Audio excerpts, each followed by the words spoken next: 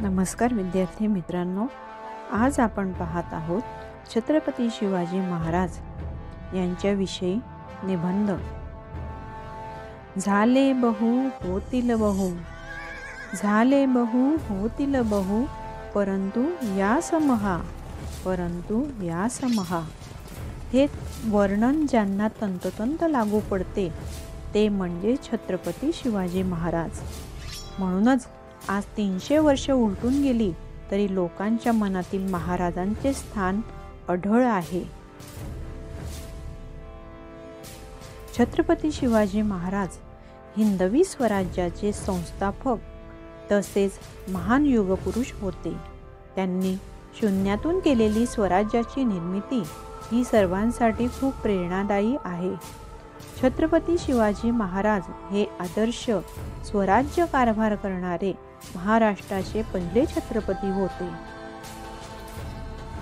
छत्रपती शिवाजी महाराजांचा जन्म 19 फेब्रुवारी 1630 रोजी पुणे जिल्ह्यातील शिवनेरी किल्ल्यावर झाला।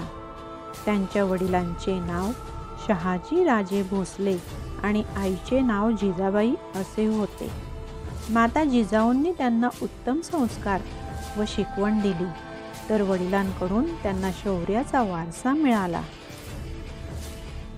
शिवरायांनी लहानपणीच स्वराज्य निर्मितीचे स्वप्न पाहिले। इसवी सन 1645 मध्ये त्यांनी रायरेश्वराच्या मंदिरात मावळ्यांसोबत स्वराज्य स्थापनेची शपथ घेतली। स्वराज्य निर्मितीची मुहूर्तमेढ म्हणून त्यांनी तोरणा किल्ला जिंकला। छत्रपती शिवाजी महाराजांनी स्वराज्यावर आलेल्या प्रत्येक संकटाचा धैर्याने सामना केला।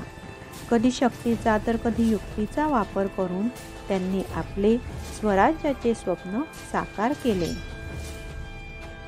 6 जून 1674 रोजी छत्रपती शिवाजी महाराजांचा राज्याभिषेक झाला। जनतेला न्यायप्रिय राजे मिळाले। त्यांच्या स्वराज्यात कोणताही भेदभाव नव्हता। स्त्रियांना आदर व सन्मान होता। शेतकऱ्यांना मान होता। स्वराज्यात अनेक नवीन योजना आखल्या। गोरगरीब जनतेला सुखी केले। दुर्दैवाने छत्रपती शिवाजी महाराज हे 3 एप्रिल 1680 रोजी अनंतात विलीन झाले। 19 फेब्रुवारी रोजी त्यांची जयंती शिवजयंती म्हणून मोठ्या उत्साहाने साजरी केली जाते। त्यांचे कार्य आजही आपल्याला प्रेरणादायी आहे।